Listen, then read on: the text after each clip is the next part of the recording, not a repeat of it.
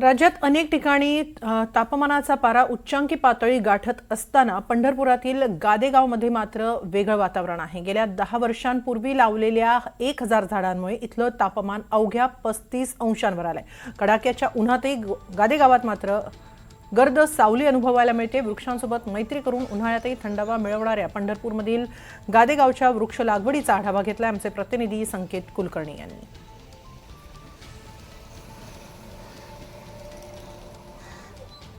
वृक्षवल्ली आम्हा सोयरे वनचरे। झाडं ही प्रत्येक माणसाचे मित्र आहेत आणि याच झाडांची मैत्री करून वैशाख वणव्यातही आपल्या गावाला थंडावा देण्याचं काम जे ते पंढरपूर तालुक्यातील याच गादेगावात झालेलं पाहायला मिळत आहे।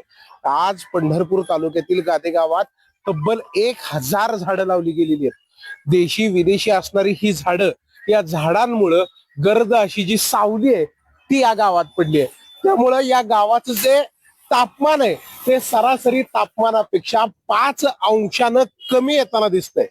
त्यामुळं प्रत्येक सावलीत गादेगावकर इथला नागरिक आहे, जनावर असतील किंवा प्रत्येक नागरिक आहे हा अगदी सुखाने थंडाव्याची सावली घेऊन बसताना दिसतोय।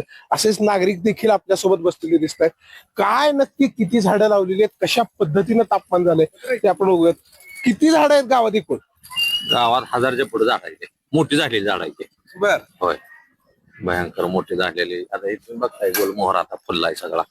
कुठल्या कुठल्या प्रकारची झाड? वड, पिंपळ, चिंच, लिंब, गोलमोहर, करंज अशी सगळी देशी वृक्ष। झाडामुळे तापमानही कमी येते। तापमान बघा किती तापमान येते? आज गावात सरासरी बघितले तर इतर ठिकाणच्या मानानं 4 ते 5 अंश सेल्सिअस तापमान या ठिकाणी कमी जाणवते। मागील 10 वर्षापासून किती आता तापमान किती आहे? आताचं तापमान 36 अंश सेल्सिअस दाखवते। आज बाहेर आपण बघितलं तर आता 40 दुपारी 42 अंश सेल्सिअस तापमान आहे दुपारी। हा. तर आज बघा, आज येत दिसतंय तर 36 अंश सेल्सिअस तापमान आज गादेगाव मध्ये म्हणजे जवळपास 5 अंशानं तापमान कमी आहे आणि इतका थंडावा आहे गावात।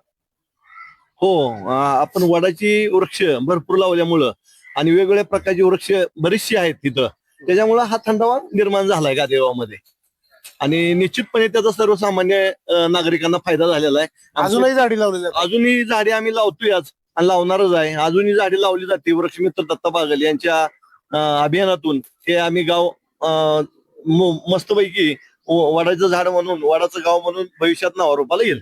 व्हिडिओ जर्नलिस्ट अजित देशपांडेसह संकेत कुलकर्णी, NDTV मराठी, गादेगाव, पंढरपूर।